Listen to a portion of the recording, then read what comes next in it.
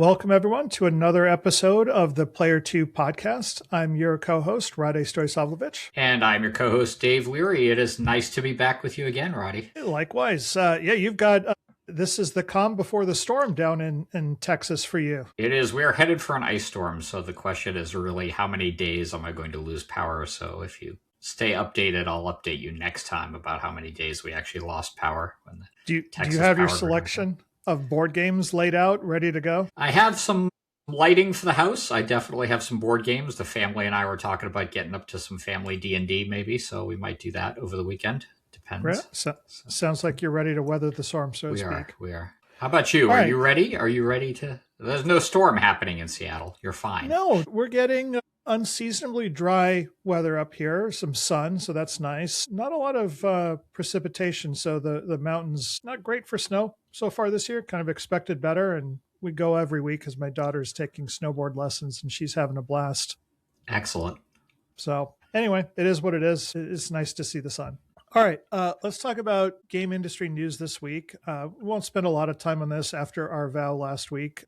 More layoffs, Ubisoft doing some more restructuring and closing some studios and laying off people. Yeah, none of that's a surprise to either of us, I think. I think we were expecting there to be more Ubisoft fallout based on some of the past news that we've had about that front. It did not seem like they were done with their rounds of layoffs. So I'll make an exception for us to talk about these a little bit just because... it's kind of the same conversation we've been having about Ubisoft. It is, and we'll see what happens with them long term. But like directionally, no real changes since the last time we talked about it. So they've got challenges. We'll see if they work through it or if they get picked up or sold for parts. I don't know, but clearly, like they need to make some changes over there. Lots of great IP there for somebody to pick up if they do start parting out the company, right? Yeah, for sure. I don't want to make fun of this one, but it is kind of a little bit funny. There was a boiler explosion at Rockstar's headquarters in Edinburgh, Scotland. I saw that. I was certainly reminded, as I'm sure you were, of games that I have worked on in production and design where the power went out or there was a flood or there was some other natural disaster that forced teams to send everyone home for a day or a couple days now and then or longer even, depending on the nature of the disaster. I was glad to see nobody was hurt, of course. But I was reminded of those moments, and I'm sure you have a few of those as well. Oh, yeah. I mean, you and I, when we were working on Blade Runner, I remember the air conditioner for our server farm that was rendering all those background scenes. It exploded, and we were rushing... Eric and I were rushing to shut down the machines before they burnt up, and we lost, I think, like 8 servers just fried. Yeah, that's a familiar story when the cooling in your server room goes down. I think sometimes that leads to a work stoppage in the game industry. These are just challenges as part of development. Yeah, I think it's less of an issue now. With so many of the services that every game dev uses in the cloud, you have redundancy, and those data centers are pretty robust. You just don't have the local problems like before. I would bet money, though, that if you went on some of the GTA forums, there's some conspiracy brewing about how this was cooked up for an excuse to delay the game. I think that's nonsense, but it's in there. I'm pretty sure they're not lighting off their boiler just to delay the game. If they wanted to delay, they would just delay. Yeah, well, it's also kind of funny. It's like you think about how modern and high tech a game is, and like a boiler. Like 18th century technology is just like... Well, to be fair, this was the Edinburgh studio, and I imagine they still make good use of boilers in Edinburgh. Don't you imagine? With coal power and steam. With coal power, exactly. Yeah, that must be what they do there. Are we bagging on Edinburgh? I don't mean to. I'm sorry. It is a beautiful city if you ever get a chance to visit. A lot of culture. You could easily get lost down there. And the food was surprisingly good. The Scots have a poor reputation for food, and I think it's undeserved. Because they cook it over the coal. No, don't forget they fry everything, too. Oh, that's true. You get a fried Snickers over there. That's what it is. Anyone who's been there, too, you got to try some Iron Brew, the soda of choice in Scotland. Appreciate the tips. That's good. That's good. Yeah. Touring tips. So... let's do something a little bit different today.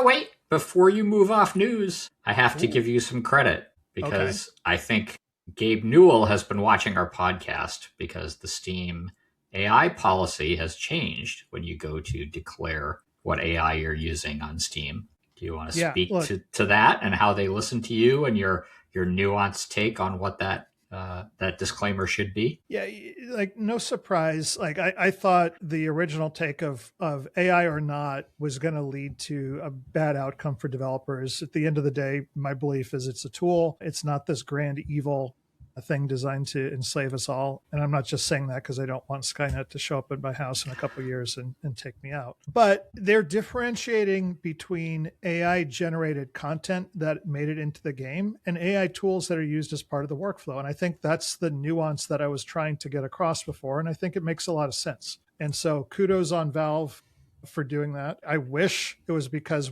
we were talking about it, but who knows? It's But possible. it's a good It's outcome. possible. Yeah, and there's a little secondary distinction they make too, even in AI content that is in the game, between AI that's content generated on the fly and stuff that's been pre-generated. So that I thought that was an interesting nuance. I'm not fully sure I understand that one as well as the main nuance that you refer to, but I think that's an interesting nuance. Yeah, I don't either. I don't have all the details on that one. We'll see how that one plays out, but I think it may be for things like the case of how Arc Raiders is using text to voice technology for some of the quests to get them out quicker. And for a live service game, speed is pretty important. So maybe it's that. If it's something else, we'll find out pretty quickly. But this is what you called, and what I think you and I both were advocating for in our own ways, just a more nuanced take on the discussion. So it feels like the discussions are shifting, getting a little more complicated in a good way. Yeah, for Good, sure. Glad to see it.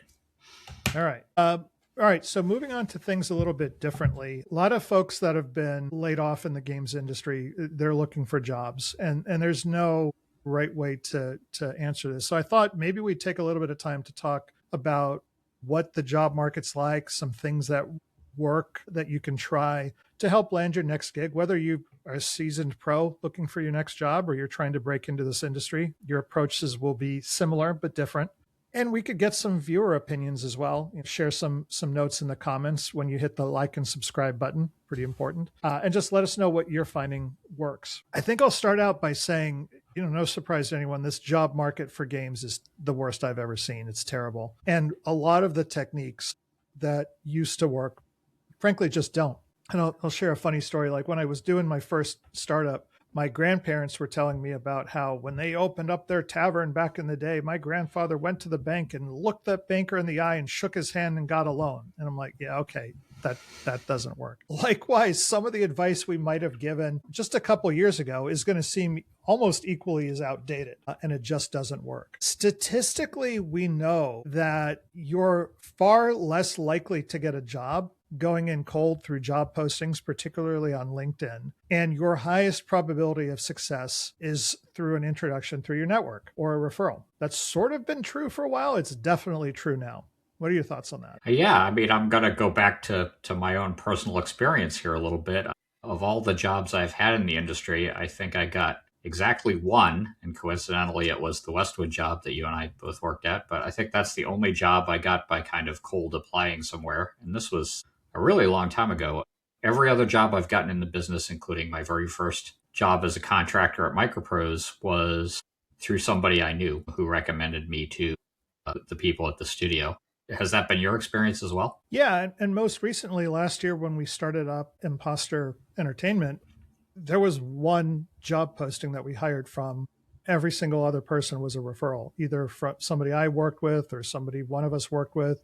You brought on a designer colleague that you've worked with, Adam from the art team as well, and Jerome from engineering. It's just how it works. And it ties into the discussion we were having a couple weeks ago about reputation. I mean, we like to work with people we've worked with before, for better or worse, or those of us that have been around a long time have pretty broad networks to draw, and so that's where we're going to go first. And so I think you're right in your premise. I think cold applying on LinkedIn or elsewhere can occasionally land you some jobs, but that's not been the history of hiring in the game industry. And I don't think that's as recent a change as you might think. I think a lot of jobs in the industry are from somebody that you know. Yeah, for sure. Related to that, there's a a group called the Always Supporting the Games Community, or ASGC group, on LinkedIn. It's Amir Satbat is one of the guys that has done a lot of work to help land people positions and just share information about what's available.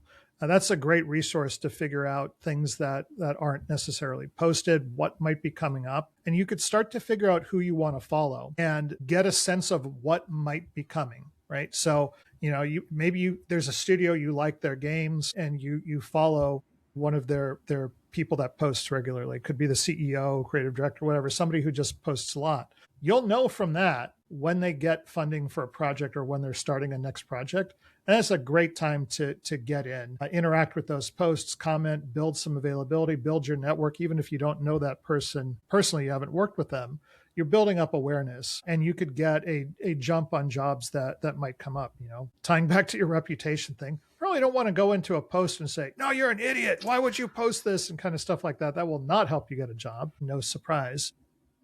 Though polite disagreement, polite, thoughtful disagreement on a topic can be valuable to show that you're not just smashing the like and subscribe buttons for somebody's social media post. Yeah, for sure. I mean, I find myself constantly working at that, trying to be more constructive and positive. And so, like, there was a post recently somebody made about they were sharing something from one of the old Oculus co-founders about, like, the recent layoffs there and why that happened. I'm like, well, I mean, that's one take, is what I said.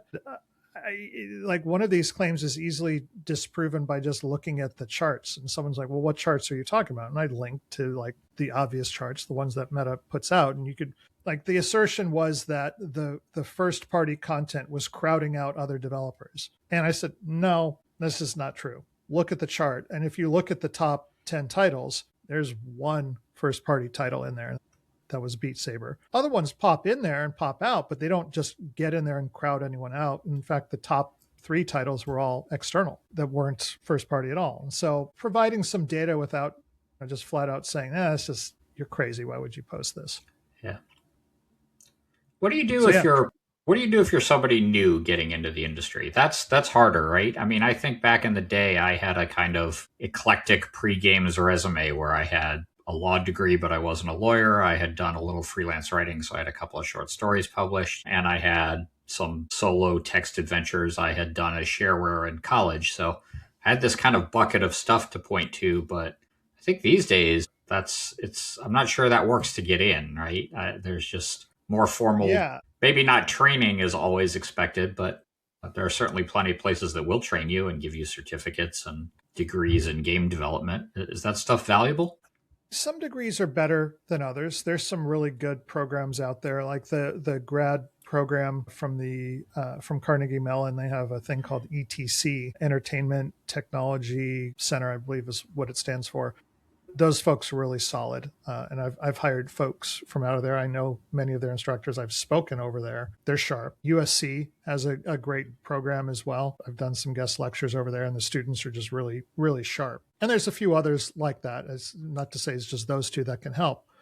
But Dallas has a couple of pretty good ones. The SMU Guildhall program has produced some great people that I've worked with directly. And there's also University of Texas at Dallas has a program that a couple of grads have come out of that I've been pretty impressed with over the years. Yeah. And so the challenge there is there used to be a lot more internship to job programs at the bigger studios and publishers. And some of those still exist, but they're much smaller than they used to be. And so the challenge, if you're new, even with a degree from one of these proven schools, is you're now competing. This is particularly true for North American applicants. You're now competing against more experienced people overseas at the same or better salary range than you would be at, even entry level. So, the need to have everybody all in the same studio, there's still a work in the office thing, remote work. I don't want to get into that whole thing, but like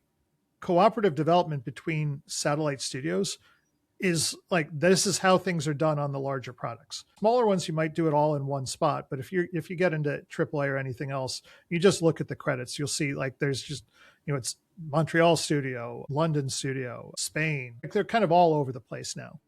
And that's just how you scale up. And so you're competing with those folks that have just got a track record. What you can do is it's never been easier to build a game now.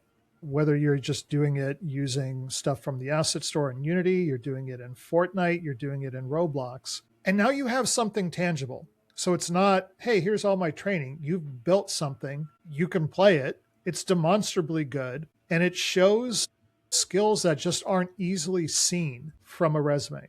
That's the best bet. That's a fantastic point. I think that's a great way to get noticed. I certainly feel like I'm a lot more interested in what somebody built, I think, than I am in what they say they've worked on. And for anyone with a long resume, you could just go look at the games they worked on and get a good sense of what they did. But somebody who's trying to get in new, I'd love to see a passionate demo that they built, even if it's just very short, or it's just one level. Any kind of prototype product will give me a really good insight into how they think about games. Yeah, I think that's great advice. I still think it's a tough market, and there's a lot of experienced people right now who are having trouble finding jobs. So I have to be frank, Rade, I'm not sure I would strongly encourage anyone who's not really willing to take a bit of a risk to try to get into the industry. Right now, it's just very difficult.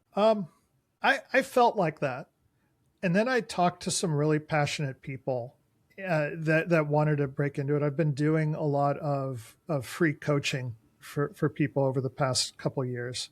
And I find it personally very rewarding. And what I came to realize talking to these people is, like, despite those challenges that you just mentioned are absolutely real, I have no right killing their dreams. And I just refuse to do that. And so I won't sugarcoat something. I will give honest feedback about the odds and everything. But if someone is determined to do that, I'll support them.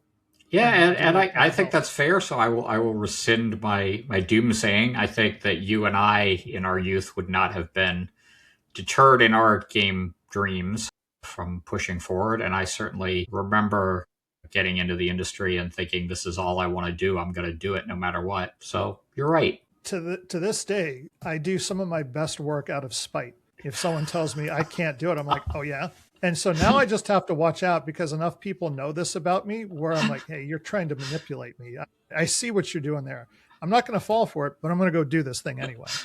I see. So spite projects. One thing I would suggest, if you're set on building a demo or anything, I consistently see this with everybody new to the industry, and even some mid-level to senior level folks, is edit early. They take on too much scope, and it's not the complexity or the scope of the thing that you're building that's going to show off your skills. It's your ability to hit every single aspect. From, is this an innovative design? Is it well executed? Are the controls tight? Is it well presented in terms of consistency? Does it have a clean UI? Can I pick it up without reading a whole manual or anything like that? All those little things together are exactly what you can show in a tightly edited, put together demo that you cannot see from a resume or from just other work experience. And it's hard to tease that out too in an interview. Yeah, I think that's exactly right. Small stuff works better. I'd rather see a small, quick slice of something, a single level, than a large game that's kind of hacked together and it doesn't work. Half of it just doesn't work. Yeah, I mean, this is like moving just past the feedback for people applying and building these demos. Like, that's true in so many games where you just look at stuff, you're like, this entire piece of this game you could have just chopped out and removed, and that effort spent on that redirected to the rest of the game would have made the thing significantly better. Yeah, and as I think you're alluding to, that's true not just in a demo from somebody trying to get into the industry, but in many shipped games. I think you and I look at them and are 100%. Like, why did you not cut this thing out? Why is this feature here still? Yeah, and to be fair, it's really hard to see that when you're into it. So kind of tying it back into the advice, if you're building this demo, or if you're doing an application and putting your resume together, outside feedback from people that will give you honest feedback is invaluable. Yeah, and this is something that you and I have talked about pretty extensively on another podcast. Feedback and that feedback loop is such a huge part of what makes games great. And there are very few developers nowadays who will tell you that they don't value feedback, because I think we all do, and we all have seen how important not just player feedback, but constant iterative feedback from the team is. So getting used to getting a bunch of feedback on the work you've done, even if it sometimes breaks your heart and makes you sad, that's important. That stuff is all really valuable, and it will make for better game development, and it will make you a lot better if you can take it in and internalize it. Yeah, don't be one of these people that shows up on a talent show and sings claiming that their parents said they had the voice of Aretha Franklin when they sound like Steve Buscemi or something. That doesn't help. You need real good feedback that's going to be honest. You don't have to be soliciting feedback from someone who's being a jerk, but like needs to be honest. The other thing I would say as well, we're coming up in about a month and a half, 2 months from some of the start of the trade shows in the West. DICE is coming up, which I don't expect a lot of people are going to be going to find a job. But right after that is GDC, and it used to be that was the place that you would go to trying to find a job and network. And it's still a fantastic show for networking, but wow, has it gotten expensive, kind of out of the price range for a lot of people. Yeah, I mean, that's a tough ask, not just for somebody new to the business or fresh out of college, but even for experienced game developers who have been looking for work for months in this market, asking them to spring for airfare and hotel and find a way to be at GDC or DICE to network. That's a hard ask right now, I think. Yeah. And so the thing I would tell people that are looking at that and trying to make the calculation of, should I go there and network? If you don't know for sure, don't do it. You're not going to miss out. Like, I don't think anyone needs to feel like they need to stretch, they need to borrow, they need to deplete their funds to go out there. Unless you've got things lined up ahead of time and you're going to get value out of it, there's no real fear of missing out. Yeah, I mean, they've always been great conferences. I have enjoyed the years I have spent there. I have not felt too compelled to go for a couple of years. It just hasn't been part of what I've felt I've wanted to do for the value I'd get out of it. I love reading reports from people that go. I have loved hearing from my friends who go. I certainly intend to get back sometime, but it's not high on my priority list, especially if I was hunting for work. There's smaller regional ones at all the major game development hubs, whether it's just a get together for coffee or beer or smaller conferences. I know LA does them, Seattle does them. I know they're in Austin, probably in Dallas as well. So there are. We've had several get-togethers. There's enough developers in the Dallas area so that folks around here do tend to get together because we all know each other. Let me ask you a question. So with a lot of places moving to hybrid or return to office and very, very few full remote jobs. So if you're going after one of those, just realize like you're going after the smallest category right now of available jobs. Would you move for a job? Would I move personally? Yeah. I don't think I would now. I have family obligations that keep me here. I think if I were younger and single and did not have a house and a son in school here who I want to see finish out the program he's in, and I wanted to stay in the game industry, I would consider it. I am still hopeful that more remote stuff will come back into the industry as people realize the value of it, which you and I have talked a lot about. But it certainly is going to open up your options if you are willing to relocate right now. I think there's no denying that. I don't think I would move at this point in my career, but every person's situation is unique. So I don't want to say it's a blanket rule that you should stick to your guns on that. Everyone's got to value what they value. I would have agreed with that normally, but like with just the volatility in the industry right now, if you're not already in one of these hubs, they tend to be in relatively expensive or higher cost of living areas. It's gonna cost more to live. So I'm working and living in the Seattle area. It's more expensive than if I moved to Eastern Washington than Spokane. Just cost of housing and everything is way more here. But there's no industry over there. So I'd be cautious about relocating, especially if you haven't done the calculation on just what it's going to take, because it can be sticker shock and can be tough. And there's so much volatility right now, and this is another thing we've talked about. If you relocate across the country, particularly to a high value, expensive area, and then the company lets you go in 6 months, you may have literally cost yourself more than that move was worth to you, unless your resume was dramatically improved by working for the company that laid you off. So it wasn't that long ago that if you did decide to make those moves, the developer would pick up your moving cost, would have relocation assistance and things like that. That's all but gone. And in a lot of cases, then it used to then got restricted. It was like available to almost everybody. Then it kind of got moved to the executive level. And even there, it's not that common like it used to be. And Okay, it's kind so of I did crazy. not know that that had fallen off of the offer list. That makes it even less of an incentive to move, in my opinion. It's been, I've been in Dallas for basically 20 years now, so I haven't had to relocate since 20 years ago. But even when I was a junior designer just getting started, I was given a relocation package by Westwood to move out to Las Vegas. That seemed like it was all pretty standard back when I was moving around a lot. It's just not, frankly, companies don't need to compete for labor that hard anymore. And so they don't need to offer those. And they're not. Wow. Yeah. So, Okay. So my yeah. answer is reinforced. I don't think I would move at this point for a position. So, one of the other things that I would advise people looking at is the idea of you're moving for a project or at a big company. Those jobs are fewer and fewer further in between. And what you're starting to see is more work at sort of like these work for hire studios that touch other groups. And so maybe you do want to work on some big franchise, but your best path to do that might be going to a smaller group that offers specific sets of services like art services, multiplayer services, potentially testing or whatever, and get attached to one of these bigger products that way than going towards the mothership.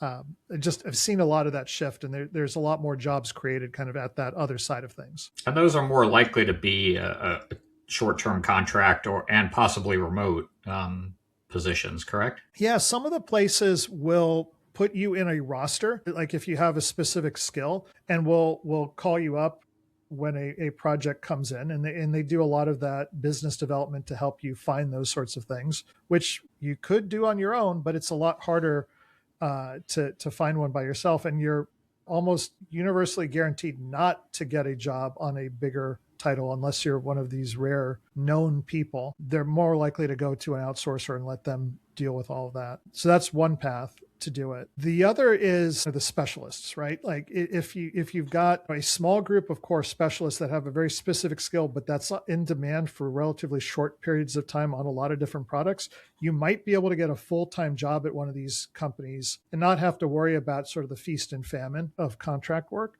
Those do exist. There's just not a lot of them. So yeah, I mean, it's just a bunch of different ideas. Things don't always work out as planned. I would just advise adaptability is one of the most important things. We don't tend to use recruiters like we used to, where you would go in with your resume to a recruiter who would help you find a job in the games industry. Those skills jobs have all moved internal to the larger studios, where they'll have recruiters go out and reach out to people. If you do get a call from one of these recruiters, take the call. Whether you're looking for a job or not, build that relationship, because a year, 5 years down the line, these folks tend to have either remarkably good memories or very, very good client relations software. They'll remember, and it could help you later. Like I've worked with some of the folks that I knew back from my EA days that helped me get a job somewhere else, or wound up hiring them and they helped me find people as well. So let me ask you. I'm gonna ask you a pointed question about recruiting, because I know both you and I have been on the hiring side of the equation now and then. You probably a lot more than me. I think internal recruiters at larger companies can be worth their weight in gold. As somebody who has worked with external recruiters when I was looking to fill a spot, sometimes I had a negative reaction to that whole process, and I actually tended to look a little bit askance, rightly or wrongly, at things that were coming in from external recruiters, candidates, because they were going to cost more money. They were simply going to, you were going to have to pay the recruiter's fee on top of whatever salary you were going to give the employee. Do you have that take as well? Is there a little bit of squirrely employers don't really want to necessarily take somebody that comes in through a recruiter? So it used to be that they would go after a lot of positions with those external recruiters, and now it's very targeted to specific positions that might be harder to fill, or if you're looking for talent in a particular area. So for example, if you're trying to expand and hire people in Mexico or Brazil, because they have an emerging market there and their labor costs are lower, you might not know anybody there. You might not know anything about those laws. And so you're willing to work through a recruiter for something like that because they could help guide you through all of that. And the cost differential is relatively small, and they save you in the long run. What you won't find, and you should be very careful of, both as somebody looking for a job and someone looking to hire, is somebody recruiting common positions, a level designer, a character artist or something.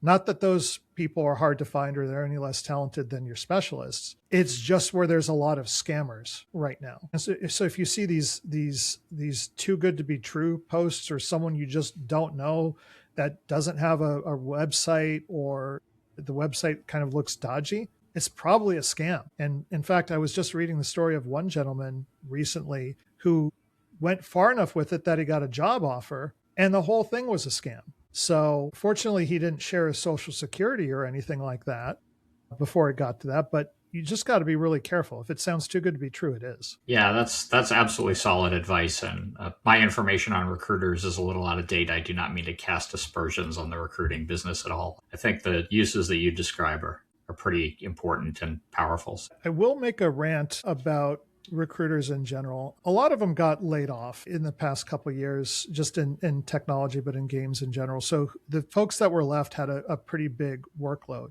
But man, this ghosting stuff that happens with candidates, that needs to stop. That is just completely unprofessional, and it's just really uncool. Yeah, particularly in this market, just a little civility goes a long way into making people's job searches not feel quite so punishing. I think if your job is recruiting and you've got candidates in the pipeline, don't just cut them off, please. Oh, goodness. Reach out to them. You don't have to tell them anything about exactly why they were turned down, but at least give them a definitive answer about whether they're a yes or no, so they're not waiting. And don't claim you're not using AI filtering when people are getting auto rejections at 2:00 in the morning, like on a Saturday. Like, that's clearly an AI rejecting somebody. Like, this is just stop. Humanity, people. Have a little humanity. Come on. Good rant, man. I like that. Are we all in agreement this week on things? Is that what's happening? Are we just, you and I? Civility is always something you could agree in. Exactly. Well, and you didn't even wear your friendly shirt this week, so that's I'm not being friendly this week. I'm militant. Right. That's why I'm wearing that's right. Olive green this week. Right.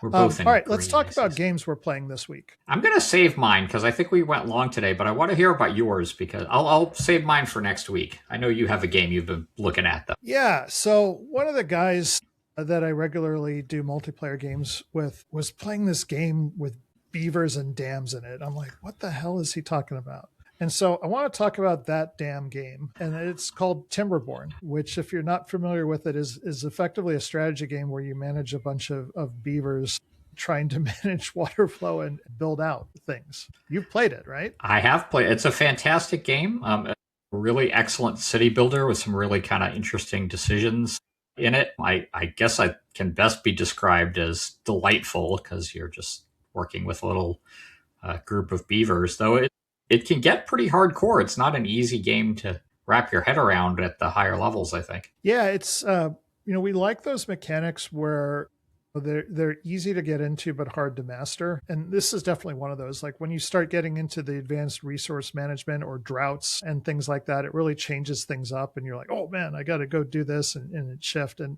like, I find myself spending more time with it than I thought I would do. So yeah, it's a nice, fun little thing to get lost in. Working with the water mechanics in that game is, I think, they're one of their major selling points, right? Just trying to get the water to go where you want it, and thinking like a beaver and is part of what's interesting in that game. It reminds me of stuff I think a lot of young kids will remember doing. This is where you have a hose and a stick and you try to do this in the ground, and you come in all muddy and you get yelled at because you tracked mud on the clean floors. Maybe you didn't do that part. Maybe I didn't do that part. No, I did that. I think every kid did that, and that's a delightful image. That is what Timberborn feels like a lot of the times. I vividly remember doing that with a friend of mine, and he turned on the hose and realized the hose would dig, and he started shoving it into the ground. And if you do that, eventually it gets stuck, and there's no amount of force is going to pull that thing out of there. So don't do that. So I confess my time with Timberborn was actually a long time ago when they were still in early access. Are they out now fully? I actually haven't followed it for a little while. Yeah, I didn't see anything for early access. Maybe it's one of those games that still stays in there, but it sure doesn't feel like an early access game. No, it didn't even on launch. It was pretty engaging even on launch. I would occasionally get it confused with is it Against the Storm? That was the other game with the beavers, but Yeah. but Timberborn had its own thing going on for sure. Reminds me of a meme I saw once. It's like, do you think beavers look at a stream and say, "Oh, absolutely not, just not going to have it"? Probably. All right, fun little game worth checking out. It's a nice. I don't want to call it a time waster because that does it a disservice, but it's a fun little thing to get lost into.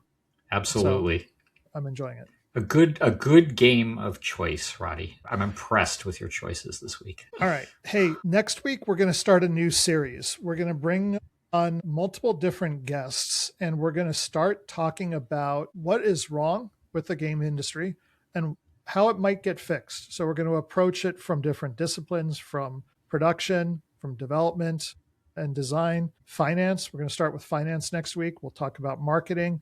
I think it's going to be a 3-part series, but maybe we'll go to 4. We'll see. So if you have any specific stuff as a viewer or listener that you'd like to address specifically, add it to the comments and we'll bring on a panel of experts and talk about that. But looking forward to starting that next week. I am excited by that series. I'm glad we're kind of trying to talk about some very practical things and how we fix it. Yeah. Don't pretend we're going to have all the solutions, but the conversation, I think, is going to be really insightful. And I hope you agree too. So be sure to show up next week and check that out. All right. Thanks for everyone. We're going to wrap it up and we'll see you next week. Later. All right.